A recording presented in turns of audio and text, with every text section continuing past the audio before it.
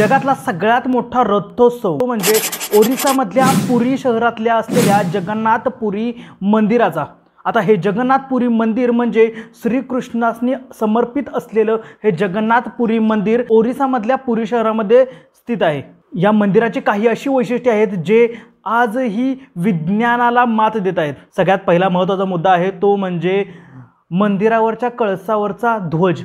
आता हा ध्वज नेहमी वाऱ्याच्या अगेन्स्टच फिरतो। जगातलं असं एकमेव मंदिर आहे जिथं त्याचा फलक ध्वज हा वाऱ्याच्या अगेन्स्ट फडकतो। दुसरा महत्त्वाचा मुद्दा हा आहे की इथे देवासाठी बनणाऱ्या भोजनामध्ये एक असे 7 थर एकावर एक लावले जातात आणि मगच हे अन्न भोजन शिजवलं जातं। पण विशेष म्हणजे हे आहे की इथं सगळ्यात पहिला खालची नाही तर सगळ्यात पहिला वरचं अन्न शिजतं। तिसरा महत्त्वाचा मुद्दा हा आहे की इथं लाखो भक्त फक्त भारतातूच नाही संपूर्ण देशातून येतात, तरीही कधीही यामध्ये ना भक्तांना प्रसादाची कमी पडते ना ते वेस्ट होतं। चौथा मुद्दा हा आहे की जगन्नाथपुरी मंदिराची उंची ही 200 फुटापेक्षाही जास्ती असून कधीही मंदिराची सावली पडत नाही।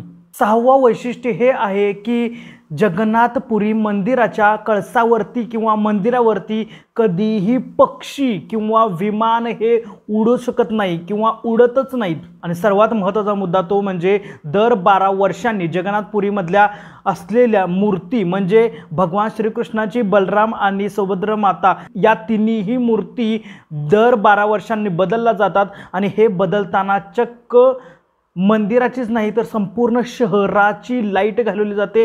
हे संपूर्ण विधी हा अंधारात होतो आणि या वेळेस फक्त पुजारीच त्या मंदिरात उपस्थित असतात आणि संपूर्ण परिसराची संपूर्ण शहराची लाईट घालवली जाते। जगन्नाथपुरीच्या मंदिरातील ही वैशिष्ट्ये जर तुम्हाला पहिल्यांदा समजली असतील तर नक्कीच व्हिडिओ शेअर करायला विसरू नका।